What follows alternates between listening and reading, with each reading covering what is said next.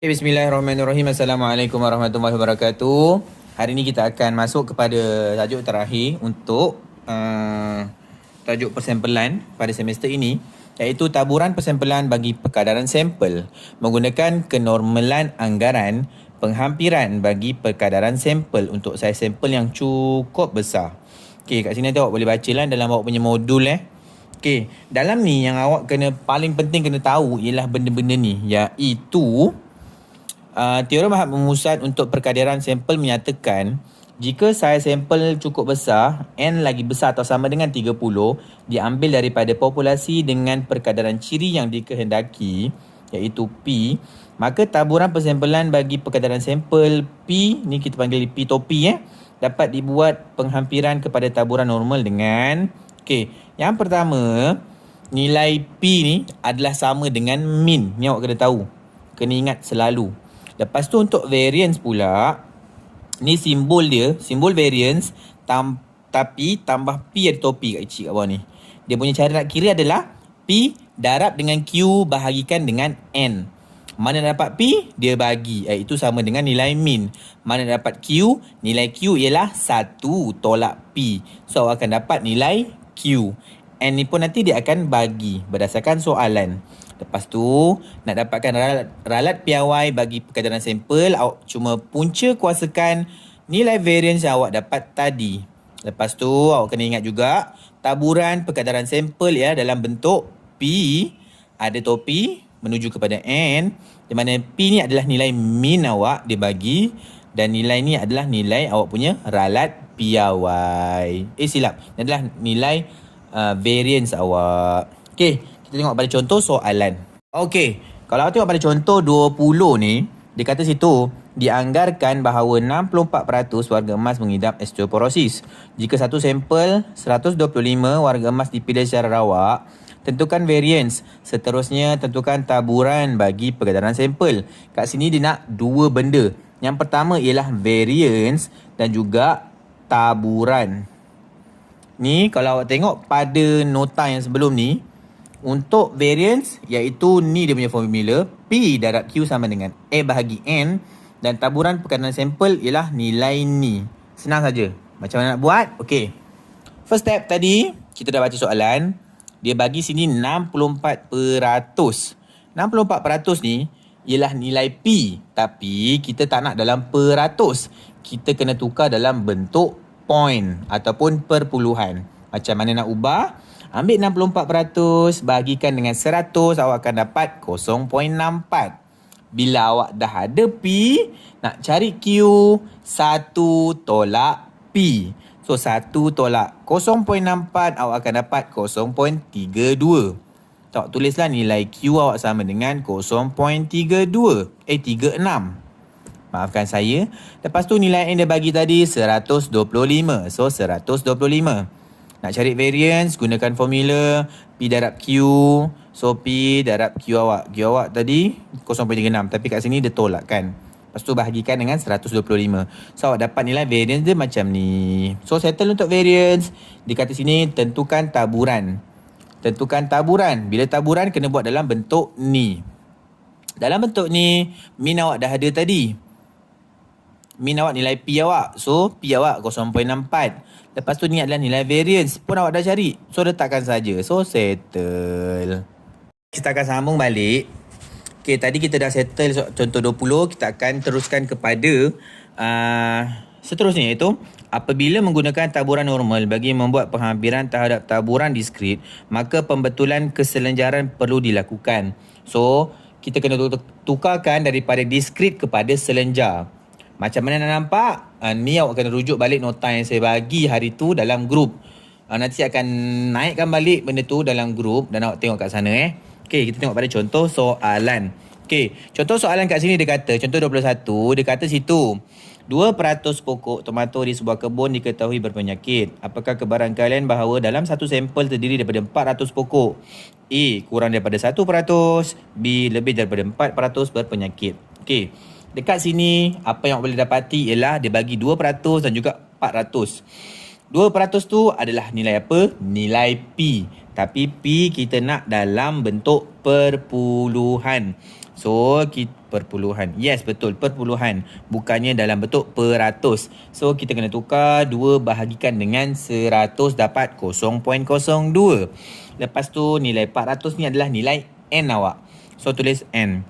Benda pertama awak kena cari ialah cari ralat piawai. Sebab kita nak tukarkan daripada bentuk diskrit kepada bentuk selenjar.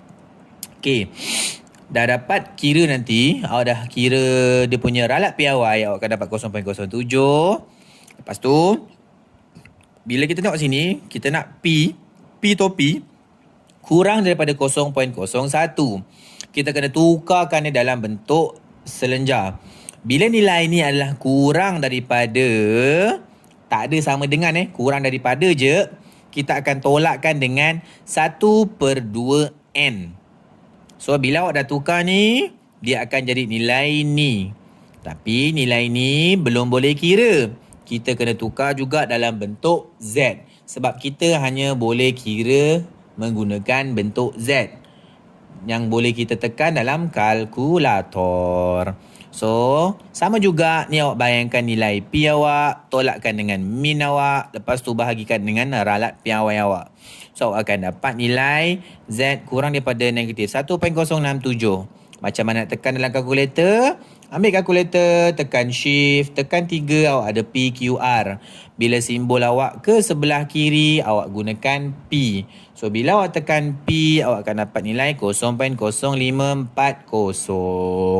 Habis soalan A. Seterusnya pergi soalan B. Soalan B dikata lebih daripada 4%. So, lebih. Bila lebih daripada 4%, lebih bukan lebih dan sama dengan. Bila lebih, kat sini awak akan nampak perbezaannya.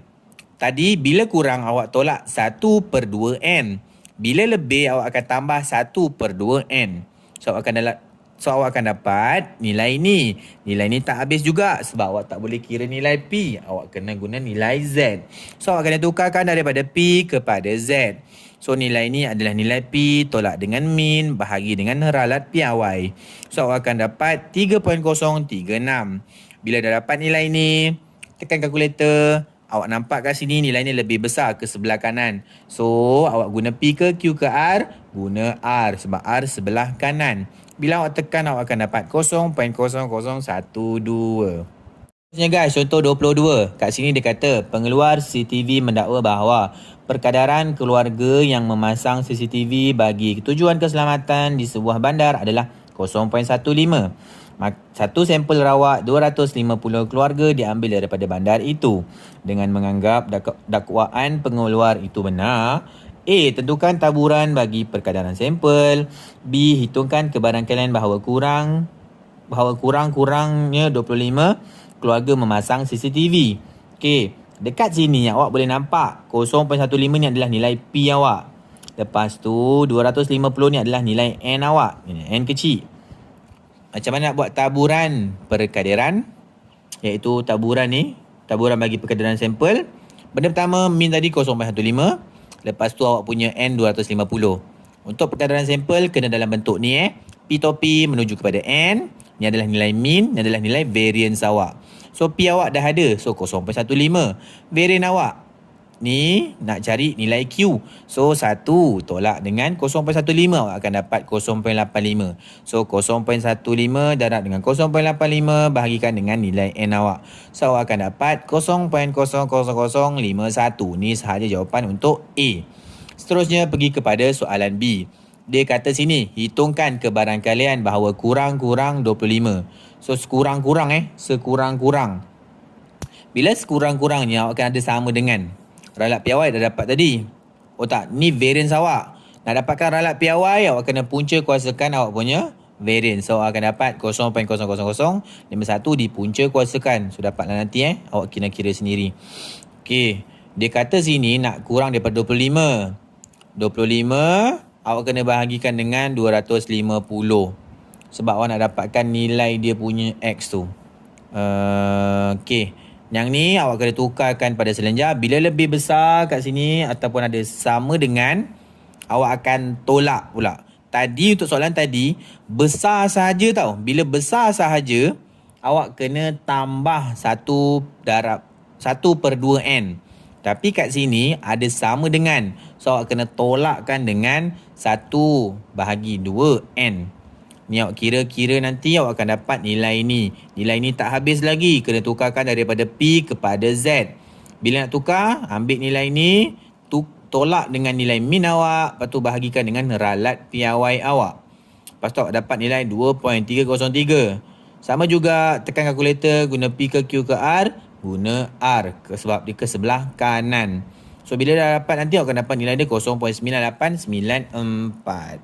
Guys, tu saja contoh untuk duanya. Latihan 13 awak boleh buat sendiri. Pastikan baca soalan betul-betul, tengok apa nilai dia bagi dan lakukannya.